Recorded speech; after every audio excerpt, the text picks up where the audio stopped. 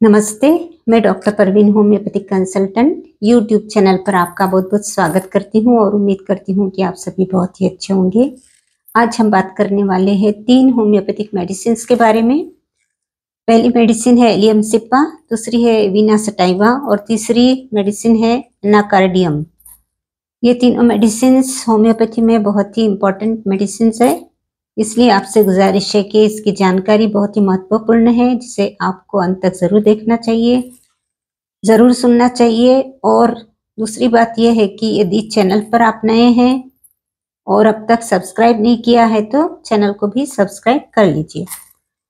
तो सबसे पहले मैं जानकारी देना चाहूँगी मेडिसिन एलियम सिप्पा के बारे में।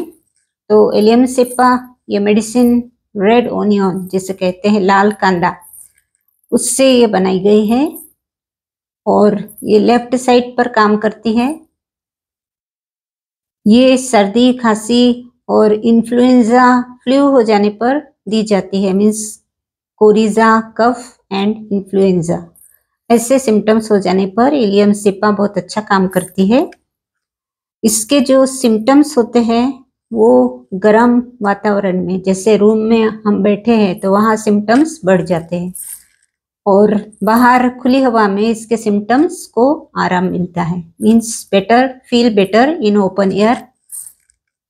इसके बाद में आगे का जो सिम्टम है, जो इसका डिस्चार्ज होता है वो वाटरी डिस्चार्ज होता है, एक्रिड होता है, जिसे हम प्यास काटते हुए हमारे आंखों से, नाक से पानी निकलता है, उसी तरह सर्दी में भी इसके सिम्टम्स आते हैं।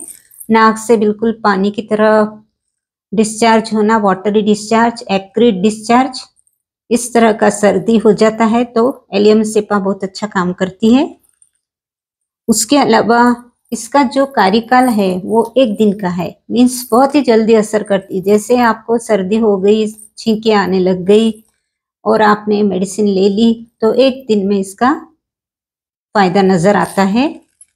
तो इसका पीरियड ऑफ एक्शन 1 डे है। इसका जो एनिमी है वो एलियम सटाइवा है। एलियम सटाइवा ये लहसुन से बनी हुई मेडिसिन है, तो ये इसका एनिमी है, मीन्स वो और ये मेडिसिन दोनों एक साथ नहीं लेना है।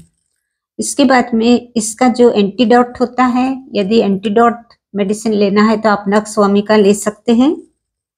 और यदि सर्दी पक गई हो, मीन्स सेकेंड स्टेज पर आ गई हो, पानी जो वाटर डिस्चार्ज हो रहा है फिर वो डिस्चार्ज एकदम थिक हो गया है, येलोइश ग्रीनिश हो गया है, तो आप फिर एलियम सिप्पा के बाद पल्साटिल्ला शुरू कर सकते हैं।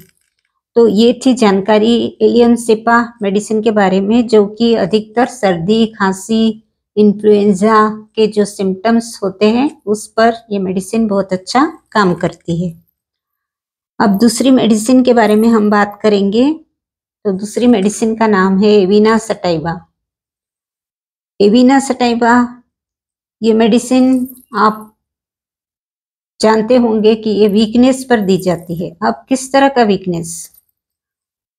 ओल्ड एज में जो वीकनेस आता है, पहली बात ओल्ड एज में आने वाला वीकनेस, जैसे कि ओल्ड एज में जैसे जैसे उम्र बढ़ती है तो बोन भी वीक हो जाते हैं और मसल्स में भी वीकनेस आता है, वीकनेस फील होता है, कमजोरी होती है, खाना भी बहुत कम हो जाता है, नींद भी नहीं आती है, lack of concentration, loss of memory, इस तरह के जो सिम्टम्स ओल्ड एज में दिखते हैं, उसके लिए ओल्ड एज में भी एविना सटाइवा मदर टिंचर आप 10 से 15 ड्रॉप्स आधे कप गुनगुने पानी में पेशेंट को दे सकते हैं।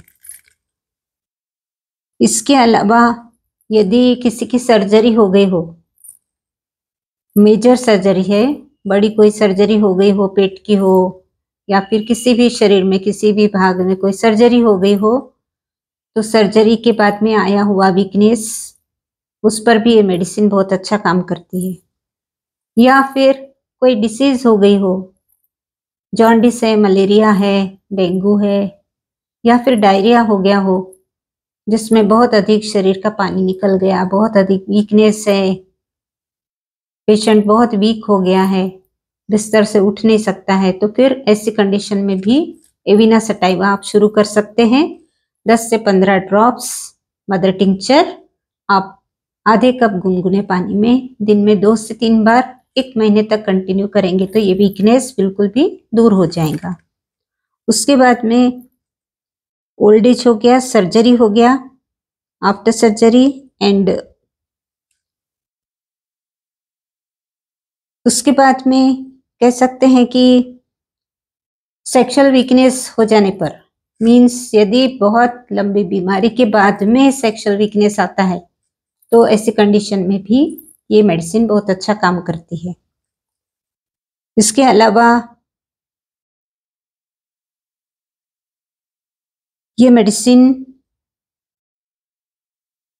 बहुत ही फायदेमंद है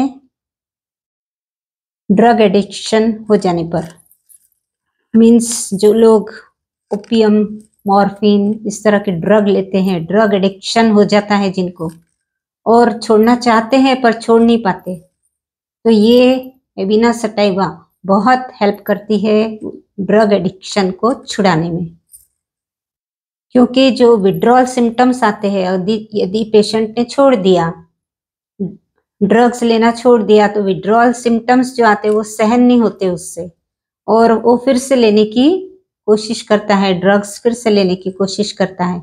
तो वो जो सिम्टम्स आते हैं, ड्रॉबैक सिम्टम्स आते हैं, उसको ये ठीक करती है। मीन्स एविना सटाइवा लेने के बाद में पेशेंट को ऐसे फील होता है जैसे वो ड्रग ले रहा है और उसके जो विड्रॉल सिम्टम्स है वो धीरे धीरे कम होते जाते हैं।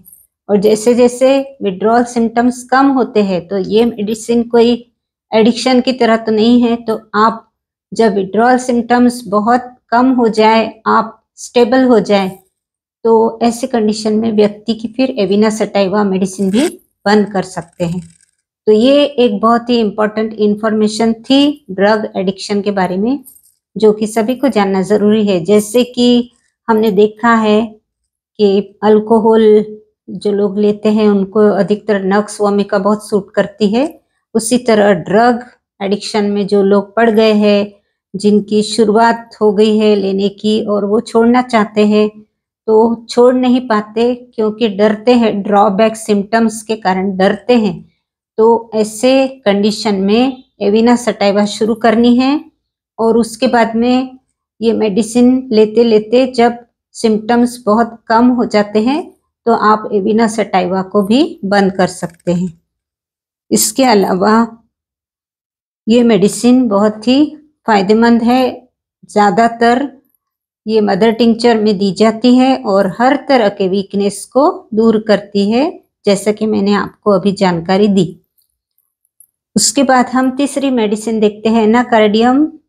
तो एनाकार्डियम भी बहुत ही एक इम्पॉर्टेंट सिम्टम होता है।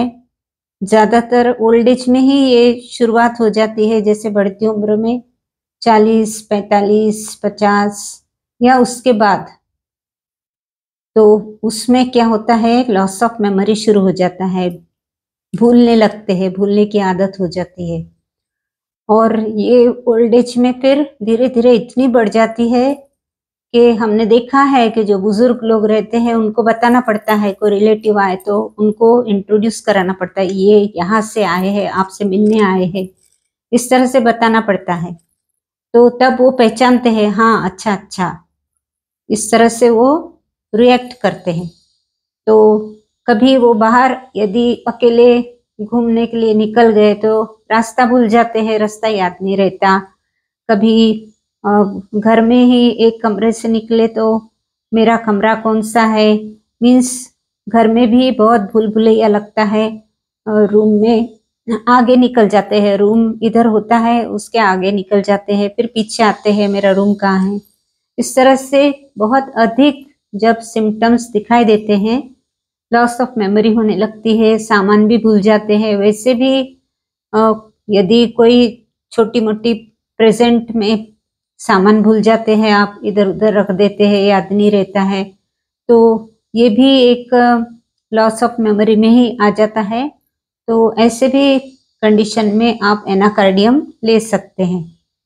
तो एनाकार्डियम ओल्ड एज में बहुत अच्छा काम करती है, जहाँ पर व्यक्ति रास्ते भूल जाता है, व्यक्तियों के नाम भी भूल जाता है, अपने रिलेटिव्स के नाम भूल जाते हैं और बाहर निकले तो रास्ते भूल जाते हैं। घर में भी बहुत बार याद नहीं रहता कि घर में कितने कमरे हैं और उसका कमरा कौन सा है। इस तरह से जब होती है हालत तो एनाकार्डियम बहुत अच्छा हेल्प करती है। आपको ये कंटिन्यूस 3 महीने तक लेना है। एनाकार्डियम 30 पोटेंसी में उस व्यक्ति को देना है।